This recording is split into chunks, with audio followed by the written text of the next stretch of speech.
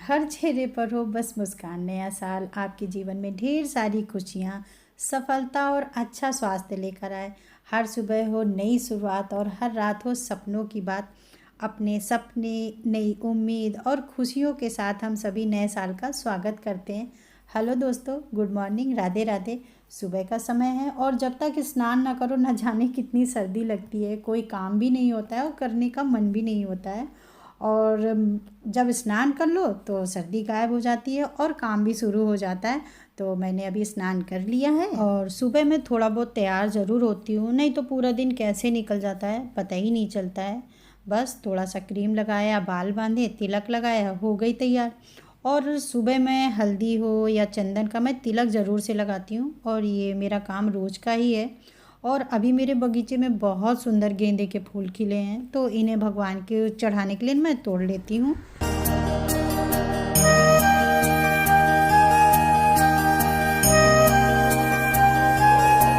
पूजा पाठ का नियम हर घर का होता है। किसी के यहाँ ब्रह्म मुहूर्त में पूजा हो जाती है सुबह ही, और किसी के यहाँ बच्चों को भेजने के बाद, हस्बैंड को भेजने के बाद में पूजा पाठ होती है। लेकिन पूजा का जो नियम होता है सभी के यहाँ होता है और होना भी चाहिए।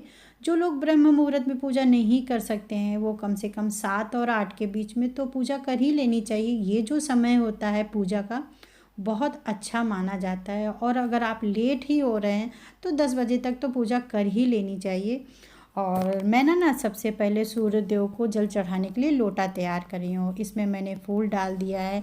अगर आपके पास लाल फूल है तो बहुत अच्छा है, अगर नहीं है तो कोई बात नहीं, आप रोली डाल दें, मीठे में मिश्री डाल दें और सूर्य देव को आप जल चढ़ा दें। तो मैंने 2 लोटे तैयार किए हैं। एक लोटा मैं सूर्य देव पर चढ़ाऊँगी और दूसरा मैं तुलसी मैया पर। और इस समय सर्दी बहुत ज़्यादा पड़ रही है तो सूर्य देवता तो दिख ही नहीं रहे, फिर भी जल को सूर्य देवता पर मैं चढ़ा दूंगी। कहते हैं सूर्य देव जो होते हैं वो पिता के समान माने गए हैं और सभी को सूर्य देव पर जल जरूर से चढ़ाना चाहिए। सूर्य देव पर जल चढ़ाने से तरक्की के सारे रास्ते खुलते हैं। 3 या 5 परिक्रमा कर लें और सूर्य देव पर जल देने का आपका सबसे पहला नियम होना चाहिए। और जो लोग ब्रह्म मुहूर्त में पूजा करते हैं तो वो सबसे पहले मंदिर की पूजा करेंगे, उसके बाद में सूर्य नारायण को जल देंगे। अब जल चढ़ाएंगे तुलसी जी को। और अगर आपके घर में सभी सदस्य तुलसी पर जल चढ़ाते हैं और एक ही तुलसी है तो आप ना थोड़ा थोड़ा जल चढ़ाएं। और अगर सिर्फ आप ही अकेले जल चढ़ाते हैं तो 1 लोटा जल आप चढ़ा दें।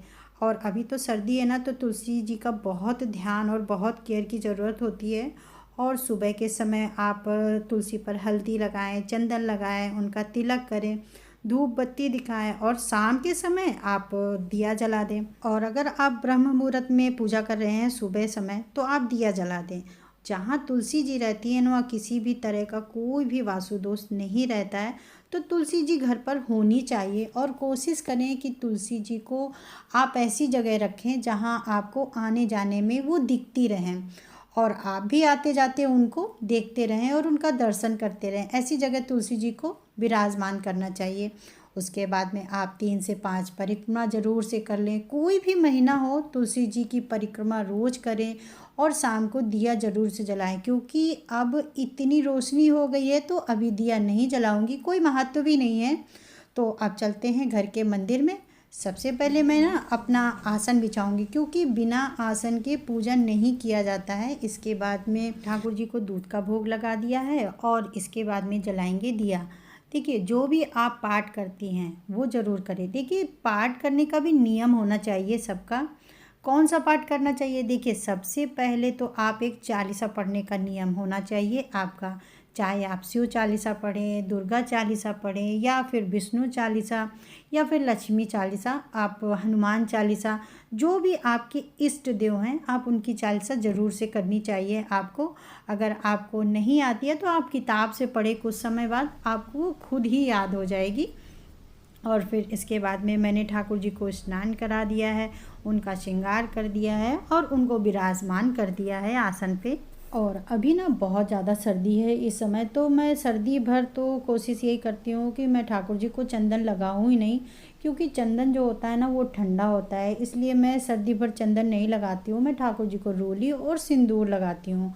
और अगर आपने किसी भी धातु के विग्रह घर में मतलब मंदिर में रख रखे हैं चाहे शिवलिंग हो या शालिग्राम हो या लक्ष्मी गणेश हो या फिर लड्डू गोपाल हो, राधा रानी हो, आप इन्हें ना स्नान श्रृंगार आरती ना डेली करें। आप किसी दिन अगर बाहर हैं, कोई मजबूरी है, आप पूजा करने लायक नहीं हैं, तो अलग बात होती है, लेकिन आप डेली से फिर आप इनकी सेवा पूजा नियम ना ज़रूर से करें। और जब आप सुबह उठे ना तो आप धीमी आवाज़ में कोई भजन हो, चालीसा हो, कोई मंत्र हो, आप ना ज़रूर से चलाएं। इससे घर का वातावरण भी बहुत अच्छा होता है और ख़ुद को भी बहुत सुकून मिलता है। आप यही शाम को करें, जब आप शाम को भी इसी तरह से घर में भजन है, कोई मंत्र है, चला के रखें। शाम के समय घर को साफ़ सुथरा रखना चाहिए। और अब लगाएंगे ठाकुर जी को भोग और करेंगे आरती। आप लोग भी हमारी ठाकुर जी की आरती में शामिल हो जाइए।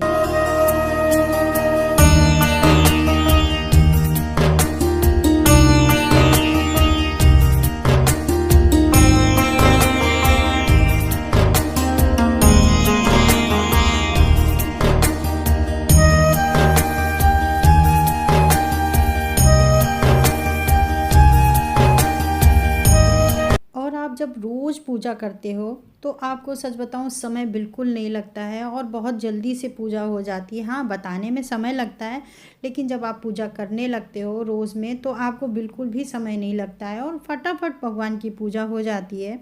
और फिर पूजा करने के बाद में सीधे किचन दिखती है और किचन में दिखती है चाय। तो फिर मैंने चाय चढ़ा दी है और मैं सबसे पहले चाय बनाऊंगी और चाय पीऊंगी। हाँ, उसके पहले मैं गोभी को कस के रख लूँगी, क्योंकि अभी मैं ना गोभी के पराठे बनाऊंगी। तो जब तक मैं चाय बनाऊंगी और मेरी पकेगी, तब तक मैं ना गोभी को थोड़ा सा घिस लेती हूँ और उसमें नमक मिला के रख दूँगी, जिससे कि जो गोभी है ना वो अच्छा खासा पानी उससे निकल जाए, जिससे कि जब हम उसे आटे में भरें ना तो वो आटा, मेरा जो गोभी होती है ना वो फटती नहीं है और पराठे भी बहुत अच्छे बनते हैं। इसलिए मैं गोभी को मैं थोड़ा सा कस लूँगी। और अभी क्या, अभी हो या थोड़े समय बाद गोभी में बहुत ज़्यादा कीड़े लग जाते हैं। तो मैं जब कीड़ा गोभी में लग जाता है ना तो मैं ये थोड़ा सा पानी गर्म करती हूँ, उसमें 1 चम्मच नमक डाल के थोड़ी देर गोभी को वैसे ही उसमें छोड़ देती हूँ। तो जो कीड़े होते हैं वो सब मर जाते हैं और ऊपर आ जाते हैं, जिससे कीड़े छांटने और बिनने का कोई झंझट नहीं रहता और बड़े आराम से कीड़े निकल जाते हैं। गोभी को घिस लिया है और इसके बाद इसमें 1 चम्मच नमक डालेंगे और गोभी को अच्छे से मिला लेंगे। फिर इसे ना 5 से 7 मिनट के लिए रख देंगे। इससे क्या होगा, जो गोभी का मॉइस्चर है वो निकल जाएगा और हमारा जो पराठा है वो अच्छा बनता है और वो बनाते समय फटता नहीं है। कभी आप ना इस तरह से बंद गोभी के भी पराठे बनाएं, बहुत अच्छे बनते हैं। और इधर मेरी चाय बन गई है और ये मेरी सुबह की पहली चाय है।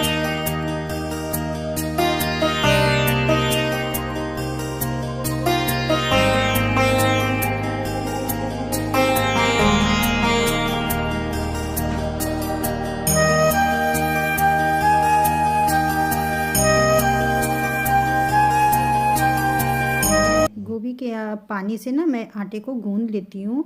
और गोभी में मैंने हरी धनिया डाली है, हरा मिर्च डाला है और नमक मैंने इसमें नहीं डाला है, क्योंकि मैंने इसमें जब मैंने घिसा था मैंने तभी नमक डाला था, तो मैं इस समय नमक नहीं डालती हूँ। अब आप ये ना सोचें कि नमक कम पड़ जाएगा, बिल्कुल नमक नहीं कम पड़ता है, क्योंकि मैंने आटे में जो था, जो उसका अर्ग निकला है पूरा, तो वो आटा ही मैंने उससे गूंद लिया है, तो नमक जो होता है वो कम नहीं पड़ता है।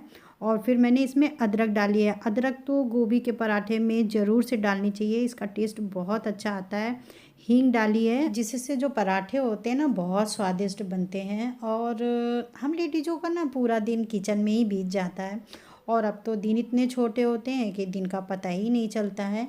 एक बात कहें, हम पूरी ज़िंदगी हम, मेरा तेरा, हमारा तुम्हारा, फलाना ठिकाना करते करते हमारा जीवन बीतता है। ये तो मेरा है, ये तो हमारा है, आखिर ये सब कुछ यहीं पर रह जाता है, कुछ भी नहीं जाता है। यहाँ जीवन भर धन दौलत जोड़ लो, चाहे जितनी भी सुख सुविधाएं जोड़ लो, पता नहीं चलेगा। एक दिन हम पंछी की तरह उड़ जाएंगे इस दुनिया से और फिर कभी नज़र नहीं आएंगे, किसी को भी नज़र नहीं आएंगे।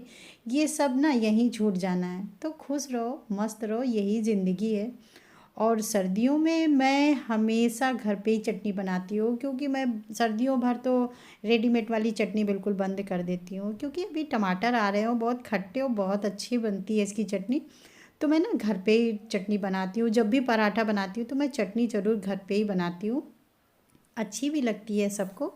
तो सर्दियों भर मैं बिल्कुल कोई भी रेडीमेड चटनी को यूज़ नहीं करती हूँ। और आज हमारे यहाँ धूप बहुत अच्छी निकली है, मतलब आज काफ़ी समय बाद धूप थोड़ी सी हल्की सी निकली है, जो कि सबके कपड़े छत पे फैले हुए हैं और सब अपना जो भी काम है सब कर रही हूँ। मैं भी खुद छत पर आ गई हूँ, क्योंकि अब पता है बहुत सर्दी आज लग रही थी और मौसम सुबह तो लग रहा था खुलेगा ही नहीं, लेकिन अभी फ़िलहाल इतना अच्छा मौसम खुला है।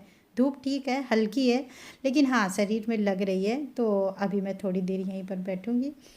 तो दोस्तों अब चलती हूँ और फिर मिलती हूँ आपको नेक्स्ट वीडियो में। तब तक के लिए आप अपना ख्याल रखिएगा। राधे राधे।